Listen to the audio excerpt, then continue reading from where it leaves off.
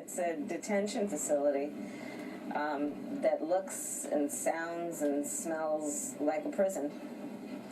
You know, I'm a career prosecutor. I've visited many jails and prisons over the course of my career. This is what that is. I mean, literally, this is what that is. There's no distinction between this and a prison in terms of the kind of the design of it, in terms of the way people are housed, and in terms of the way people are treated. The mothers who are there, and they are the parents that I spoke with. And they've been separated from their children? They have been separated from their children. The mothers that I spoke with fled Honduras and El Salvador, two of the murder capitals of the world, with their children.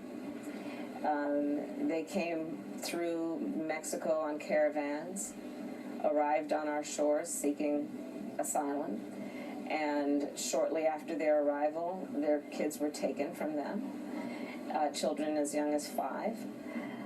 They don't know where they are. They think they may know, but they get conflicting information. They have not had any regular contact with their children. The people who maintain that facility told me that they allow the parents to have phone calls for free without charge. When I sat with the mothers, they said that's absolutely not true. They get charged for their phone calls. So a day of labor, they get paid $1. The phone calls are 85 cents a minute. You do the math. Many of these women are waiting months simply to have their first asylum claim hearing. So many of these women are waiting months to even have their first hearing to determine if they're eligible for protection.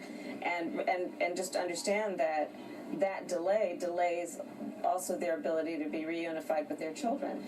And Casey, I mean, one of the components of this whole issue that is just so heart-wrenching is, you know, let's just break this down for anyone who has parented a child, anyone who has been a child.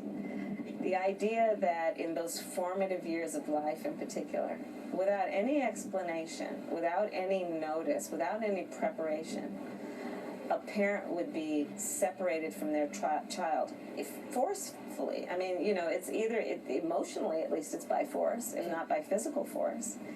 It's incredibly traumatic, and so we are creating the layer upon layer of harm to these folks. So to suggest that they are criminals, and then, you know, what I find maddening is the idea then that we're going to suggest that they're equivalent to MS-13 and transnational criminal organizations is just so wrong, and it's just untrue. Again, I've prosecuted transnational criminal organizations. I've focused on transnational criminal organizations who traffic in drugs and guns and human beings. There's no question, prosecute them. But we're talking about moms in this prison who have fled domestic violence, sexual abuse, threats to the safety of their children and their sons. And we're treating them like common criminals. And recently the Trump administration made a change that said, or is arguing that domestic violence shouldn't be a reason to claim asylum. That's right. They've said that domestic violence should not be a reason to claim asylum. They have rolled back the protections that existed for pregnant women.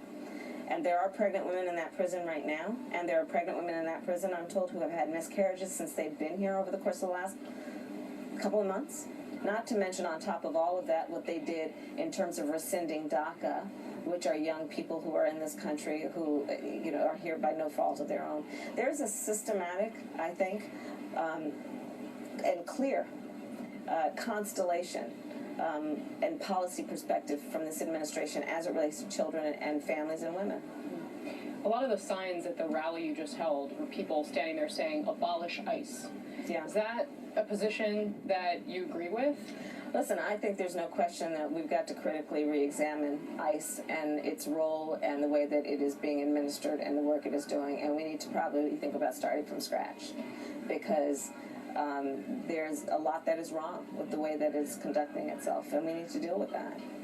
What do you think should be the alternative to ICE?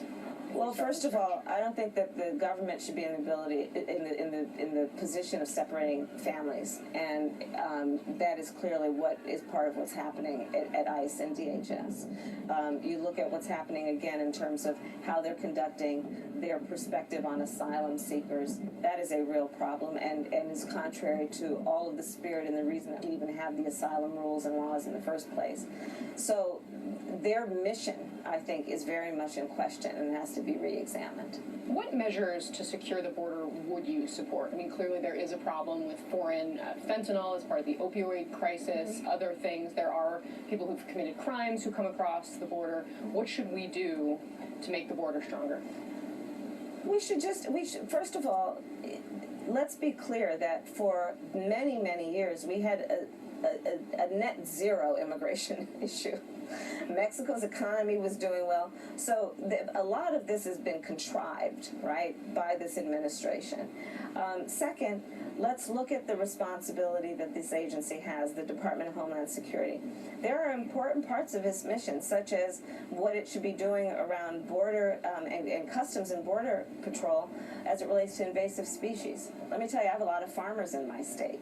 A lot of farmers in states throughout the country who are very worried about invasive species that cross the border, and if we're not doing the work of putting resources into the border around protecting fruits and vegetables and things that come across the border that might otherwise threaten our crops, we're going to have a problem. It's a problem for our economy. It's a problem for the stability of this country. I'd like to see them put the resources into that. I'd like to have certainly a strong border patrol as it relates to making sure that we are not allowing traffickers to come into this country, and we can do that, but we don't have to separate families. We don't have to have a zero tolerance policy. You have said before that you want to be a joyful warrior. Yes, I do. I really do. Not feeling so joyful at this moment. That's exactly what I was going to ask you. Have the events of the last week made it hard for you to do that? They have. This has been a rough week, I think, for a lot of us, and I will say that. I mean, I said this to a group I was speaking with recently. Thank God for a free and independent press. You know, all these folks being down in Texas and here in California and at the border and giving the American public a close-up look at what's really happening as opposed to the rhetoric coming out of this administration. But when you see what's happening, it is heartbreaking. I love my country. And this is not reflective of who we are.